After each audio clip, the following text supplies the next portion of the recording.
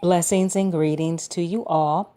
I am back once again. I'd like to welcome you to my Aisha Speaks Jade Facebook page, where, of course, I am none other than Aisha, affectionately known as Jade. And I would like to say again, blessings and greetings to you all, whether you are local in the Atlanta area or you are globally wherever. I'm just welcoming you and thank you for joining. If you're joining live, just leave a comment. Let me know where you're calling from. If you're going to listen to the replay, which will be available shortly after, you can also do the same. As always, I love dialogue, feedback, suggestions, comments, thoughts. Is all good. I will not be offended. And in the event that I am, oh well, I will get over it. Just as long as you respect my podcast, my page, and what I am about, and others that may be on here that can take some of these tips or tools that I speak on, whether it's personally coming from me or if I'm speaking on anything motivational, inspirational, business content. This page is all about uplifting, not being disrespectful. So with that being said, this is a short, to the point topic that I would like to speak about. Okay. But I want to let you know that this is a Makeup Live audio for Monday, which was a couple days ago. Monday, November the 26th, 2018. So what I want to talk about briefly this evening is 3 ways to stop a panic attack fast. 3 ways to stop a panic attack fast. So if any of you guys have ever experienced a panic attack, leave a comment in my comment box. I can definitely say I am a panic attack survivor. I have had panic attacks. They are not fun for me. I almost feel like I'm having a heart attack. Okay. My chest tightens up. I feel like I am losing breath. I can't even explain what this feeling is like. I feel like I'm going to pass out. I have passed out before, and it's just it can be a very scary situation. So again, if you have ever felt or ever had a panic attack, leave that in my comment box, as well as let me know some of the ways that you handled getting yourself back together. Okay. And if you feel comfortable enough, was it a short panic attack, a long panic attack? If you can remember, if not, it's not a big deal. Just again, for those that have never experienced it, you have no idea. So we're going to talk about these 3 ways to stop a panic attack. But before I go into that, unless you've experienced one yourself, it's hard to understand the terrifying sensation of a panic attack. According to psychologist Dr. Danielle Forcey, she describes it as an abrupt surge of intense fear or discomfort that reaches a peak within minutes. That sounds pretty interesting. You might also notice hard palpitations and an increased heart rate, sweating, trembling, chest pains, nausea, dizziness, numbness or tingling in your arms or legs, and feeling like you are detached from yourself or reality. Yes, I can definitely say I felt all of those. And it is very scary. I've had the sweating and the trembling, the chest pains, feeling like I'm about to have a heart attack. It gets tight. The nauseousness, definitely the dizziness, have fallen out. Definitely that numbness and that tingling in my arms. Definitely in my arms, I feel it a lot. Can't really speak on the legs, but definitely the arms. And yes, that feeling of detachment. And it's like I've heard myself speak before, but I've also felt, again, like I was detached from myself. So I can definitely relate. And it's so scary, because people can be so mean or cruel. They'll take advantage of if something is wrong with people. I don't know. People are just kind of slow, some stupid, to be quite honest. But I'm going to move forward.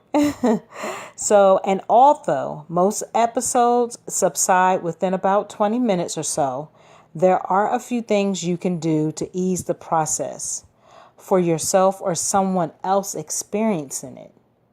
So here are these 3 techniques that can help during a panic attack. So the first one would be try diaphragmatic breathing. Never heard of that before.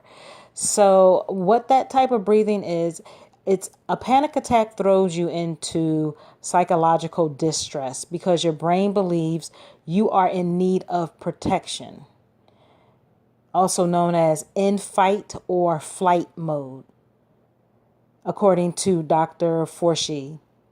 So one of the most effective strategies is to engage in diaphragmatic breathing.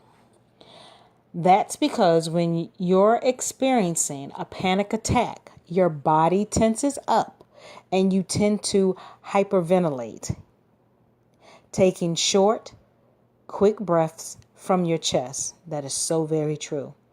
This type of breathing sends a signal to your brain that you are in distress, perpetrating the psychological escalation and by proxy, the panic attack. Breathing through your diaphragm, on the other hand, sends a signal to your brain that you are safe and relaxed, which calms your psychological mind frame down and lets your body know that it no longer needs to be in hyperdrive. So if you want to learn what that breathing technique is, look up, learn how to breathe from the diaphragm, and also look up the diaphragmatic breathing, which is DIAPHRAGMATIC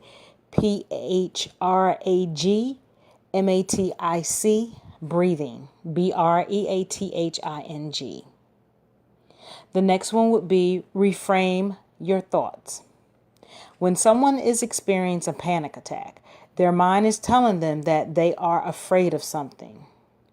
Rather than allowing your thoughts to perpetuate down that negative spiral, it's important to tell yourself the opposite.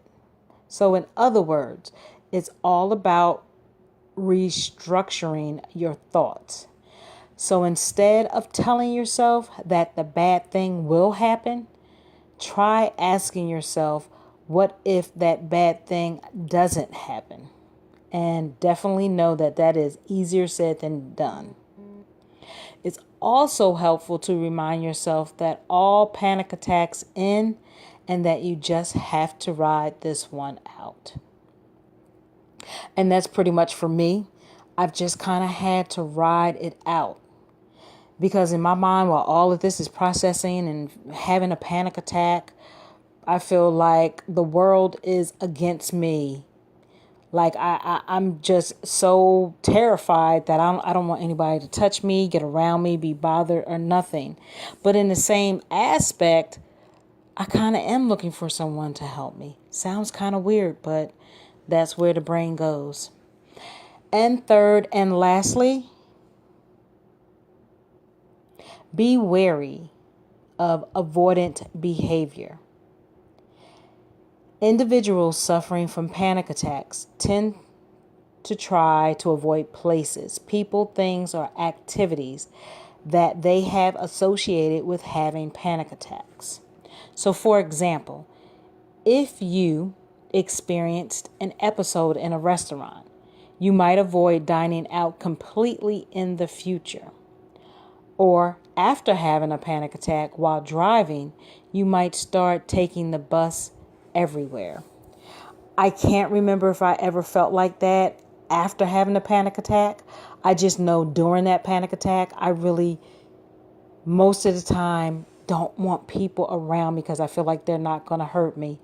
Again, even though part of my brain is like, I need somebody to help. It's sounds quote unquote crazy, but that's just how it is for me. Can't speak on somebody else. So avoidant behavior is the exact opposite of what your brain requires to begin gaining confidence and competence in your abilities should you experience a panic attack.